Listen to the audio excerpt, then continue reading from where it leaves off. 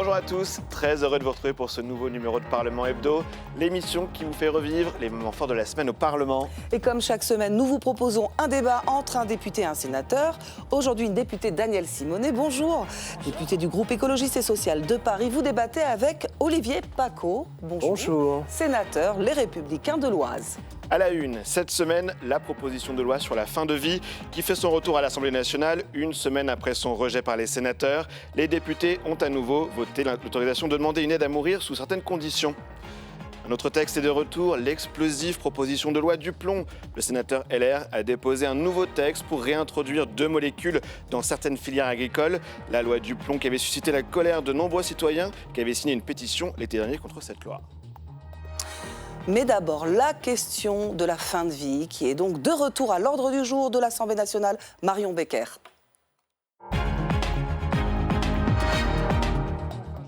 Le texte porté par le député Olivier Falorni est de retour à l'Assemblée en deuxième lecture, après son rejet par les sénateurs la semaine dernière. Ils avaient auparavant détricoté le texte. Les députés ont de nouveau validé le droit à mourir, malgré quelques réticents. Qu'avec cette légalisation finalement du suicide assisté et de l'euthanasie, est-ce qu'on acterait dans la loi que certaines vies valent plus que d'autres? Que diriez-nous d'ailleurs de notre conception de la valeur d'une vie? Un examen au parcours tumultueux pour cette loi sur la fin de vie. D'abord interrompue par la dissolution en 2024, puis en 2025, François Bayrou, alors Premier ministre, avait scindé le texte en deux. L'un sur les soins palliatifs, l'autre sur le droit à mourir, sans jamais citer le mot suicide assisté ou euthanasie. La loi est adoptée en première lecture en mai 2025. Il y a des jours dont on sait qu'on ne les oubliera jamais. Je n'oublierai jamais cette journée. Merci à tous. Le dispositif créé est très encadré. Pour bénéficier du droit à mourir, il faut remplir 5 conditions. Être majeur, être français, être atteint d'une affection grave et incurable qui engage le pronostic vital en phase avancée ou terminale.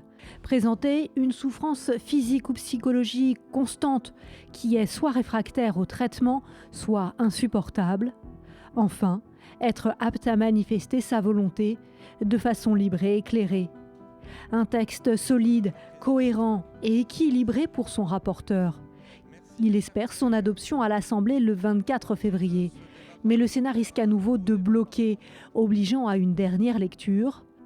Dans ces conditions, les délais pourront-ils être tenus pour une adoption de la loi avant l'été ? Justement, une question pour vous, Danielle Simonet. C'est la deuxième fois que les députés votent l'autorisation d'avoir un droit à mourir sous certaines conditions. Est-ce que les Français confrontés à des situations de fin de vie et qui voudront demander l'aide à mourir pourront le faire d'ici l'été ? Bien, on aimerait bien. On est tellement en retard. Il faut savoir que ça fait déjà très longtemps, en fait, que l'opinion publique est majoritairement favorable à ce qu'il puisse y avoir une aide à mourir dans des conditions extrêmement cadrées, mais qu'on puisse bénéficier de cette ultime liberté si on souhaite en user. C'est un nouveau droit, une liberté qui n'impose rien à personne. Mais si on estime qu'on est face à une affection grave et incurable avec des douleurs réfractaires à tout traitement et qu'on estime finalement qu'il vaut mieux éteindre la lumière, eh bien, il faut qu'on puisse bénéficier de ce droit-là. Beaucoup de pays déjà l'ont fait autour de nous. La France est en retard. Et on a eu pour autant, je trouve, des débats relativement apaisés à l'Assemblée nationale. Ça a été un texte où on a montré qu'il était possible de réfléchir sur un sujet pour autant extrêmement délicat, compliqué, qui touche à des convictions intimes fortes. Mais justement, c'est un texte qui garant de la laïcité, c'est-à-dire que chacun, avec ce nouveau droit instauré, peut décider d'en user ou pas. Donc j'espère que d'ici l'été, on va pouvoir enfin adopter définitivement le texte. Olivier Paccaud, comment est-ce que vous vivez ce timing politique, le texte qui revient à l'Assemblée seulement une semaine après son rejet par le Sénat? C'est vrai qu'on a vu des parcours législatifs un petit peu plus longs. Et donc il y a une volonté de la part notamment de l'exécutif, mais aussi de la tête du législatif à l'Assemblée, d'aller très vite. La présidente de l'Assemblée nationale qui a parlé aussi de Elle l'a dit de façon adoption. très claire. Elle l'a dit de façon très claire. Vous savez que moi je suis beaucoup plus réservé sur ce texte. D'abord parce qu'il y a, oui, comme la majorité du Sénat. D'abord parce qu'il y a la problématique des soins palliatifs, qu'on n'a pas abordée, malheureusement. Or, si nous sommes en retard, c'est aussi en matière de soins palliatifs. Il y a une vingtaine de départements français où les soins palliatifs, c'est pas qu'ils ne sont pas développés, c'est qu'ils n'existent pas. Donc la première des choses, c'est développer les soins palliatifs, surtout quand on sait que là où ils existent et là où des gens sont pris en charge, leur demande éventuelle d'adieu volontaire est beaucoup plus rare. Il se réduit quasiment de 90%. Après, il faut être très clair, pourquoi je fais partie des gens qui sont réservés sur ce texte, même si j'entends bien que dans la souffrance, certains puissent avoir envie de partir et certains des proches puissent encourager cela. Il y a la loi Claes-Leonetti déjà qui permet ce départ, alors peut-être pas de façon assez franche selon vous, mais surtout, il faut bien être clair, c'est une profonde rupture civilisationnelle. Et je pense qu'on n'insiste pas assez là-dessus. Notre civilisation, elle est née autour du soin. Le premier acte civilisateur dans l'histoire de l'humanité, il remonte au Paléolithique. C'est l'anthropologue états-unienne Margaret Mead qui l'a parfaitement démontré. C'est le premier soin qui a été donné. On l'a découvert avec un fémur qui avait été cassé, qui a été réparé. Parce que lorsque un homme était blessé, il mourait automatiquement. Et lorsque donc un homme préhistorique a aidé un autre homme à survivre, la civilisation a progressé. Toute notre civilisation, c'est le progrès, c'est le soin, c'est plus de vie. Et là, on veut non pas organiser la fin de vie, mais institutionnaliser la possibilité de donner la mort. Est-ce que vous entendez les réserves du sénateur, comme d'autres députés aussi, sur un texte qui va changer de façon irréversible la législation française en permettant aux médecins de donner la mort plutôt je partage le fait qu'il faut absolument mettre plus de moyens sur les soins palliatifs. Ça, il n'y a pas de souci là-dessus. Et d'ailleurs, je ne comprends pas que vous soyez à ce moment-là pas plus impliqué avec votre groupe pour exiger d'autres politiques en matière budgétaire sur la sécurité sociale, sur notre système de santé, parce que la problématique des soins palliatifs est étroitement liée au fait qu'on ne donne pas les moyens à notre hôpital de pouvoir exercer pleinement ses missions. Mais ensuite, c'est une question d'ultime liberté. Alors, ce qui est assez paradoxal, vous savez, parce que moi, je porte plein de combats, comme vous, sur plein de sujets différents. Et je pense que c'est le seul sujet sur lequel je suis résolument convaincue qu'il faut absolument permettre d'accorder ce droit. Et en même temps, je souhaite que les conditions de l'existence fassent que nous soyons très peu nombreux à avoir besoin d'en user. Et pour moi, c'est vraiment cette ultime liberté que chacune et chacun, en conscience, doit pouvoir bénéficier de ce droit à l'aide à mourir s'il souhaite. Après, vraiment, c'est tout un processus, c'est des conditions extrêmement strictes, et ce droit-là ne le retire à personne. Et je pense qu'il est grand temps qu'enfin le législateur légifère, alors que le peuple nous attend là-dessus depuis très longtemps, et y compris dans tous les milieux sociaux, et y compris parmi les croyants. Et c'est ça qui est très intéressant. Et pourquoi pas le référendum? On voit s'il y a un blocage entre les deux chambres du Parlement et au final un débat philosophique, pourquoi pas laisser les Français le trancher? Ça ne me gênerait pas, même si ça peut effectivement... Les référendums peuvent des fois déraper, c'est-à-dire que la question initiale peut passer derrière, mais je pense que sur ce type de problématique, c'est-à-dire les lois bioéthiques en général, vous connaissez la fameuse phrase de Montesquieu, il faut légiférer d'une loi tremblante, d'une main tremblante, tout à fait. Là, je pense sincèrement que c'est un problème qui est tellement... qui peut toucher toutes les familles, un jour ou l'autre, avec le vieillissement de la population. Moi, ça ne me gênerait pas que la population soit saisie, que les Français soient saisis, oui. Un référendum? Oui, pourquoi pas, mais Emmanuel Macron ne fera pas un référendum sur ce thème-là. D'accord. Enfin, on ne va pas se raconter d'histoire. Mais il l'avait évoqué pourtant. Le référendum, il l'a évoqué des dizaines de fois. On n'a pas utilisé le référendum quand, sur les retraites, l'exécutif a décidé d'aller à l'encontre de la démocratie parlementaire par coup de 49.3, à l'encontre des syndicats, à l'encontre de la vie de la population. Bon, je ne crois pas qu'il ira au référendum non plus sur ce sujet-là, mais on serait très surpris du résultat, parce que je peux vous dire que l'écrasante majorité de la population est favorable à l'octroi de ce droit, pour avoir fait des réunions. Pas du tout convaincu. Et je salue le travail fait par les associations, notamment l'association ADMD, qui fait un travail remarquable là-dessus.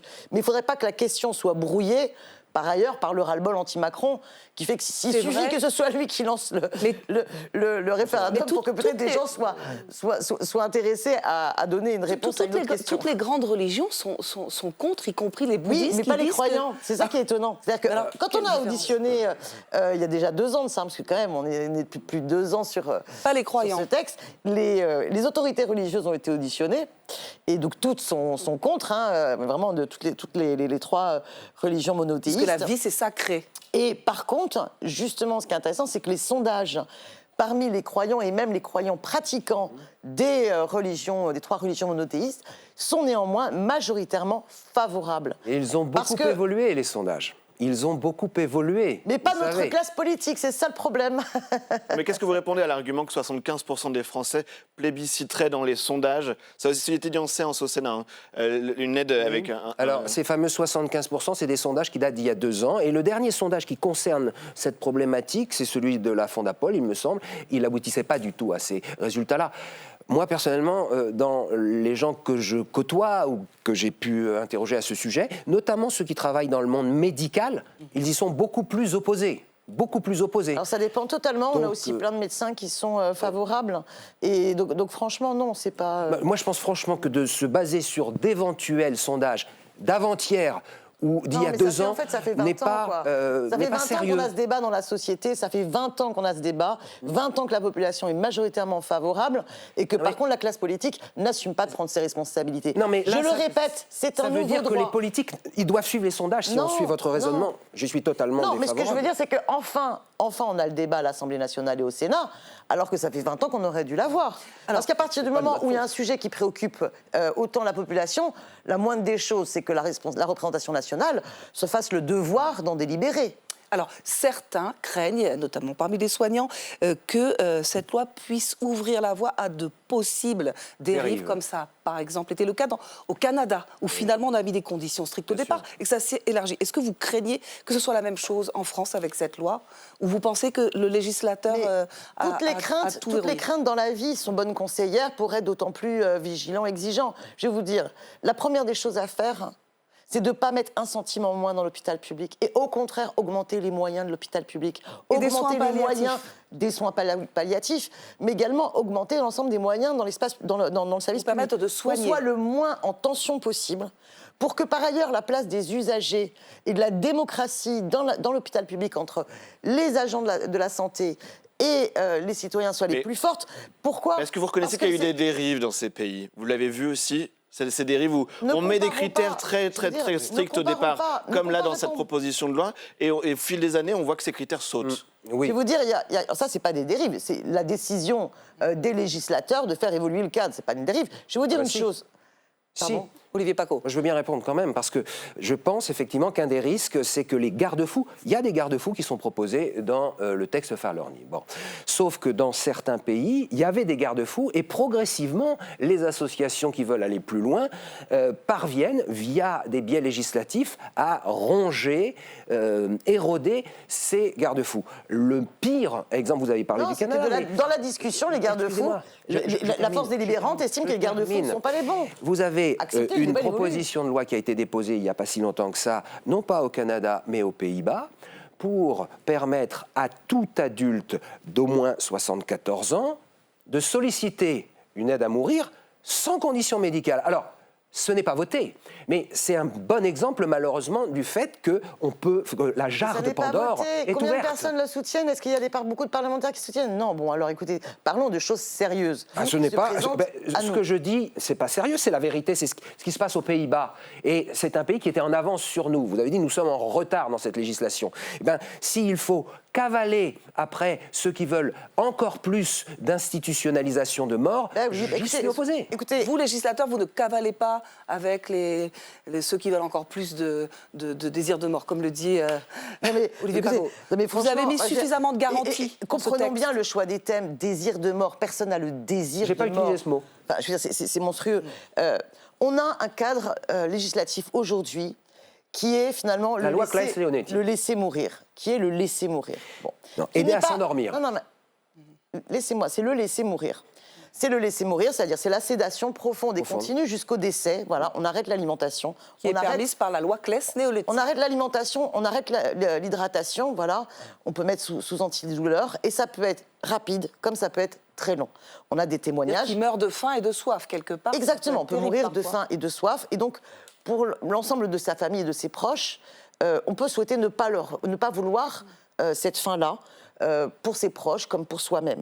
Là, on est face à un choix personnel. Est-ce que l'on souhaite pouvoir dire, moi, je préférais être maître, choisir le jour, l'heure, quand vraiment je ne pourrais plus. Donc, cette discussion-là, elle est importante, il ne faut pas la caricaturer. Un dernier mot. Et on a aussi plein de cas vraiment délicats, douloureux.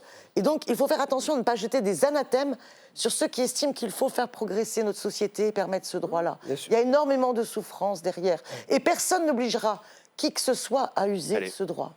On va passer au deuxième thème dans cette émission. Le sénateur LR Laurent Duplon qui a donc déposé un nouveau texte cette semaine. L'idée est de réintroduire 2 molécules classées parmi les néonicotinoïdes. Le Conseil constitutionnel avait retoqué cette partie de la loi Duplon l'été dernier. Le récit de Fabien Ricker. Laurent Duplon persiste et signe un nouveau texte pour réintroduire certains pesticides de la famille des néonicotinoïdes dans notre agriculture. Cet été, le Conseil constitutionnel avait partiellement censuré la première et controversée loi Duplon, en particulier une réautorisation de l'acétamipride, une molécule interdite en France, mais autorisée ailleurs en Europe. On est dans une hypocrisie bien française qui consiste à ne pas vouloir regarder la réalité en face de filières qui vont disparaître et de continuer à manger des produits qui ne seront plus produits en France, mais qui seront produits à l'autre bout de la planète ou de l'autre côté de la frontière en Europe. Cette deuxième mouture, rédigée sur mesure pour répondre aux critères édictés par le Conseil constitutionnel, précise les modalités d'application de ces molécules, durée d'autorisation et culture concernée. Pour les opposants à la loi Duplon, ces dérogations sur les néonicotinoïdes bloquent l'avènement de solutions alternatives et représentent un danger pour notre santé. C'est quand même faire fi de toute la science. Alors qu'aujourd'hui, tous les scientifiques, les sachants, le monde médical nous dit qu'il ne faut absolument pas réintroduire ces produits qui sont dangereux pour la santé. Donc je ne comprends pas pourquoi on s'acharne à réintroduire ces produits-là. Hasard ou non du calendrier, le dépôt de ce nouveau texte coïncide avec un débat prévu la semaine prochaine à l'Assemblée nationale sur la première loi Duplon, après qu'une pétition qui demandait son rejet avait recueilli plus de 2 millions de signatures. Alors Olivier Paccaud, c'est le retour de la loi Duplon, nouvelle version, celle retoquée en partie par le Conseil constitutionnel l'été dernier. Pourquoi recommencer ce combat politique pour la réintroduction de ces substances controversées ? Parce que l'agriculture française est en danger. Alors, la loi Duplon comptait beaucoup d'articles. Il y en a un qui a été effectivement retoqué par le Conseil constitutionnel, non pas sur le fond, mais sur la forme. C'est le fameux article 2 qui concernait notamment l'utilisation de ce produit phytosanitaire, l'acétamipride. Oui. Donc, et cet acétamipride qui est utilisé partout en Europe et qui est utilisé notamment sur 4 productions. Les betteraves, la pommes, noisettes, cerises. Arboriculture un petit peu. Or, dans toutes ces production. La France, qui jadis était leader, aujourd'hui, elle est effectivement, et même au niveau global, la France, qui est encore la première puissance agricole européenne, ne cesse de reculer. Un chiffre très important. 2005, la France avait un excédent agricole commercial de 12 milliards d'euros. 2005. Aujourd'hui, 20 ans plus tard, nous sommes en déficit agricole commercial d'à peu près 500 millions d'euros. Alors que l'Europe, globalement, qui était déficitaire il y a 20 ans, est excédentaire. Les Espagnols sont en train de nous rattraper et de nous dépasser. Les Italiens, les Polonais nous courent après, notamment à cause de 2 choses, problématique de coût du travail et problématique de normes. Et là, il s'agit simplement de donner à nos agriculteurs les mêmes armes que leurs concurrents, sachant que, pour reprendre ce que disait M. Tissot, quand même, toute l'Europe, et notamment l'Agence européenne sanitaire, permettent l'utilisation de ces produits et que, en même temps qu'en France, on faisait signer la fameuse pétition, il faut savoir que l'acétamipride, on augmentait l'Europe. Quand je dis l'Europe, c'est pas seulement la Commission, c'est le Parlement européen, permettait de multiplier par 20 le taux d'acétamipride dans les résidus de miel, par exemple. Daniel Simonet va vous répondre. Est-ce que vous entendez les arguments du sénateur qui dit que l'agriculteur français est en danger et partout en Europe, cette substance, l'acétamipride, est autorisée? Qu'est-ce que vous répondez au sénateur? Vous avez des personnes autour de vous qui sont atteintes du cancer? Vous connaissez des paysans qui sont atteints du cancer? Vous savez la réalité de l'évolution du cancer en France? Enfin, moi, je suis en colère, mais complète. Enfin, on est le pays qui a le plus de taux de cancer. Depuis 90, le nombre de malades du cancer a doublé en France. Donc les Européens n'ont rien compris. Les enfants, les cancers des enfants ont explosé aussi. On sait pertinemment, toutes les études scientifiques, que c'est dangereux, que ces produits sont dangereux pour la santé. Sont très dangereux pour notre santé. Il y a un autre sujet qu'on va mettre sur la table, à la niche du groupe écologiste et social. Jeudi prochain, ce sera la question du cadmium également dans nos engrais. On est en train de laisser crever bon nombre des nôtres pour une question de profit. C'est auprès de l'Europe à ce moment-là qu'il faut faire campagne. C'est pas contre nos agriculteurs. Vous vous trompez totalement de cible. Je ne me bats pas contre les agriculteurs, je me bats contre vous. Ils vont crever nos agriculteurs. Je me bats contre M. Duplon, je me bats contre ce gouvernement qui veut à la fois empoisonner nos agriculteurs, empoisonner la population. Les agriculteurs, c'est eux qui demandent. Pour ne pas garantir. Non, la FNSEA demande. La FNSEA demande. L'immense majorité des agriculteurs. Je ne vous ai pas coupé la parole. Il y a une toute autre façon de faire de la politique pour protéger notre santé, la santé de nos agriculteurs, garantir une alimentation saine et bio, protéger l'environnement et surtout garantir un juste revenu de nos agriculteurs. Oui. Mais racontons pas de conneries. Sur la betterave, monsieur. Sur la betterave, moi, ce que je lis, c'est que l'interdiction des néonicotinoïdes n'a pas fait chuter les rendements.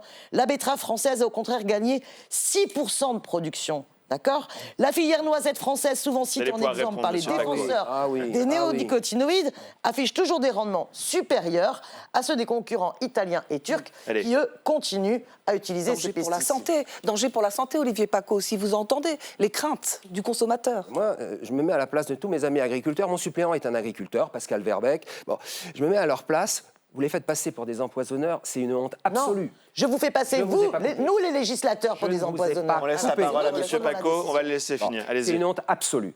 Ils prennent soin de leur territoire. Ils sont particulièrement attachés à la qualité de leurs produits. Vous dites la production de betteraves, je suis dans un département sucrier, eh bien, elle a chuté quand, justement, il y avait des prédateurs, des ravageurs, un puceron, 2020-2024, et qu'on n'a pas pu justement utiliser cette fameuse acétamipride. Quand il n'y a pas de maladie, il n'y en a pas besoin. Mais à certains moments, il faut... les produits phytosanitaires, c'est comme des médicaments, ni plus ni moins. Voilà. Donc il faut faire confiance à nos agriculteurs, ne pas les traiter d'empoisonneurs, et surtout... c'est eux qui sont empoisonnés par ailleurs. Certains, tout à fait, sont malades, c'est vrai. Mais par votre système. Ce que moi je ne comprends pas, c'est que vous voulez interdire ces produits, mais par contre, je n'entends en aucun cas vouloir interdire l'importation de ces produits. Prenons le cas du miel. Monsieur Paccaud, j'avais une question à poser, excusez-moi. Prenons le cas, parce que c'est ça la vraie problématique. Nous faisons venir... aux accords de libre-échange parce qu'ils permettent justement... Non, mais là, c'est au sein de l'Union européenne. Eh bien, vous savez quel est le premier producteur de miel? Vous savez quel est le premier producteur de miel européenne pour pas nous empoisonner. Je vous pose une question. Vous savez quel est le premier producteur de miel en Europe aujourd'hui? Non, allez-y. C'est la Slovénie. Bon. Qu'a demandé la Slovénie comme beaucoup de producteurs de miel, à augmenter la possibilité d'utiliser l'acétamipride. Bon, ça n'a posé aucun problème à l'Union européenne, et visiblement à vous d'ailleurs, puisque vous n'êtes pas allé protester devant l'agence sanitaire européenne. Monsieur Paccaud, on va être cohérent. On a vu l'eurodéputé Rima Hassan qualifier Laurent Duplon d'ordure. C'était sur le réseau social X hier. Les LR ont annoncé lancer une procédure judiciaire pour lever son immunité parlementaire. Une réaction à ce tweet qu'on voit s'afficher sur l'écran?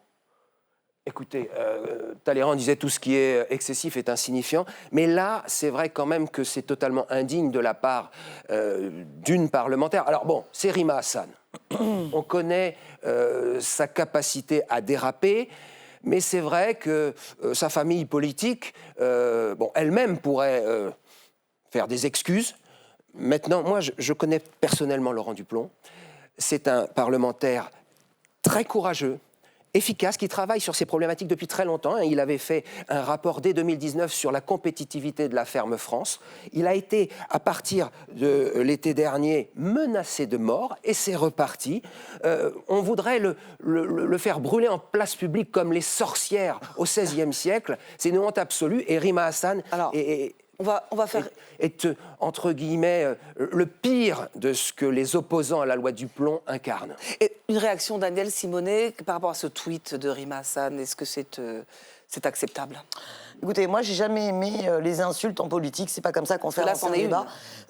Même si la colère, elle est totalement légitime. Mais ça ne justifie pas les insultes. Mais de toute façon, ça n'aide pas à mieux faire passer le propos. Donc, de toute façon, ça ne sert à rien. Et je pense qu'on est toujours plus convaincant en restant respectueux. Mais pour autant, oui, c'est criminel que de laisser tous ces pesticides dans notre alimentation. Et c'est pour ça que, par exemple, sur la question du cadmium, on abordera ce sujet-là dans votre niche. Il faut savoir que c'est un problème qui est connu depuis très longtemps, extrêmement grave, et on a des enfants qui sont particulièrement à risque parce qu'on va le trouver dans plein d'alimentations, les farines, les céréales, et on a près d'un tiers des moins de 3 ans qui ont déjà dépassé le seuil tolérable. Et il ne se passe rien. Il faut légiférer, principe de précaution, et on protège de la même manière nos agriculteurs. En 2 mots, parce qu'on arrive au terme de cette émission. Alors, en 2 mots, la nouvelle loi du plomb ne fait que répondre aux exigences du Conseil constitutionnel, ni plus ni moins. Et merci.